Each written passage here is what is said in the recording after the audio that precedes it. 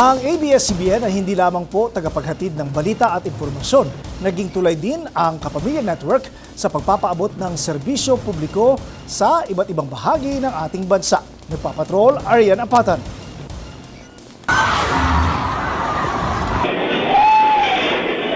Sino ang makakalimot sa pagyanig ng matinding pagsubok sa mga taga North Cotabato at kalapit lugar kung saan kasabay na gumuho sa mga serye ng lindol ang kanilang naipundar, kabuhayan at pangarap.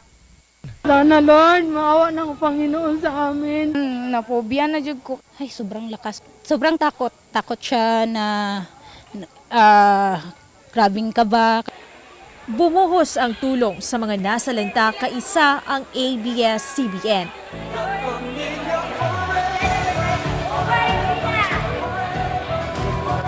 Favorite mo na ng ABS-CBN. Masaya kami kahit wala na kaming bahay kasi dumating ang ABS-CBN dito sa amin. Kahit malayo ang lugar. Thank you sa inyong lahat. Isa sa pinakapektado ng baha dito sa bayan ng Kabakan sa North Cotabato ay dito sa sitio Lumayong, Barangay Kayagan ng Bayan. Ang ilog na ito ng Butalo, dati ay sobrang lalim. Pero ngayon kung makikita ninyo, kaya na siyang tawirin mula dito hanggang doon sa kabila. Kapit-bisig tayo sa pagsalanta ng baha. Anumang lakas ng pagragasa ng tubig, hawak kamay tayo, kaisa ang ABS-CBN.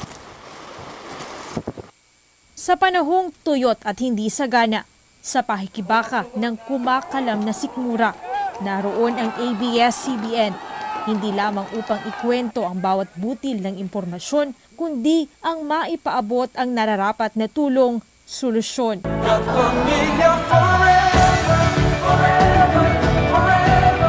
In the service of the Filipino, ito ang mission statement ng inyong Kapamilya Network.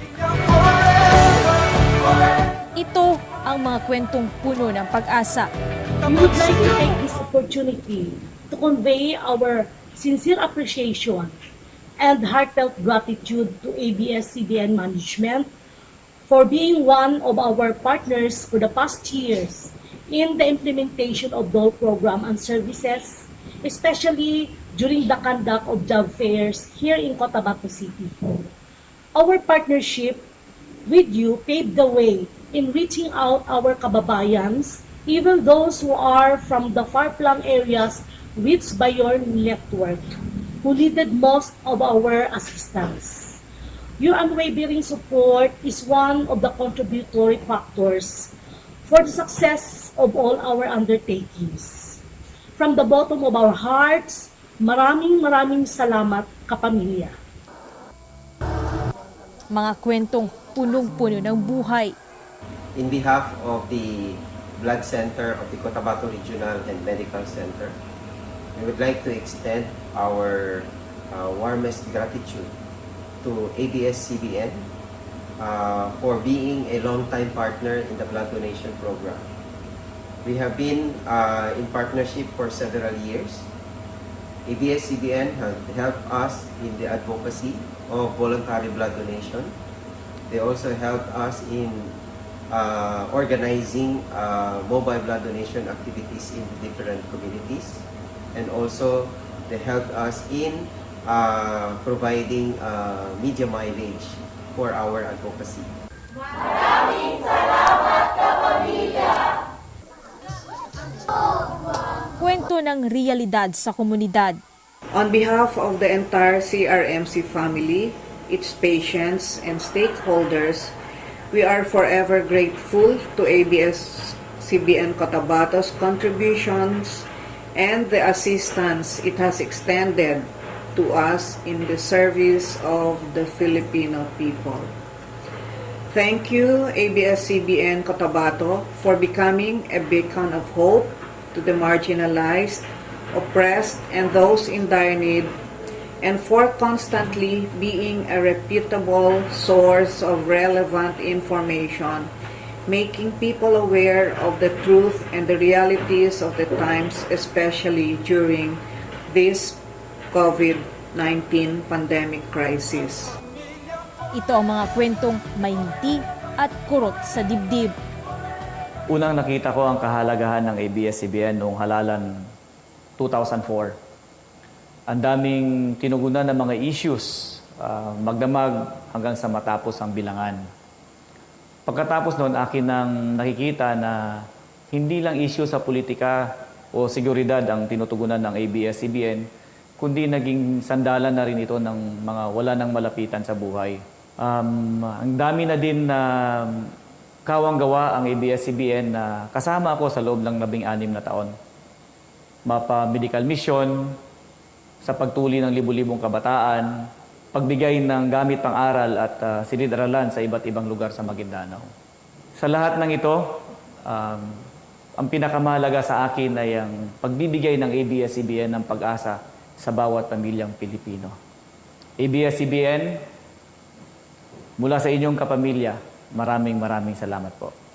Malaki ang naiambag ng ABS-CBN hindi lamang sa paghahatid ng balita, kung hindi maging sa paghahatid ng serbisyo publiko. Naalala ko tuloy noon, nung ako'y regional governor ng ARMM, tuwing may gyera sa Maguindanao, katuwang natin ang ABS-CBN sa paghahatid ng mga tulong sa mga bakwit. Naalala ko pa nga minsan, inakyat namin ang North UP sa gitna ng malakas na ulan at mga putik-putikan upang makarating lang at mapagserbisyuhan ang mga katutubong mag-aaral sa North UP.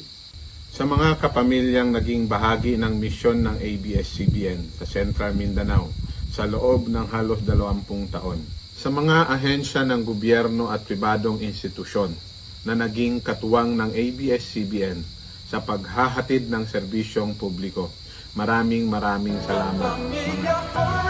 Salamat sa ABS-CBN. Maraming salamat sa ABS-CBN. Una, magpasalamat kayo sa ABS-CBN.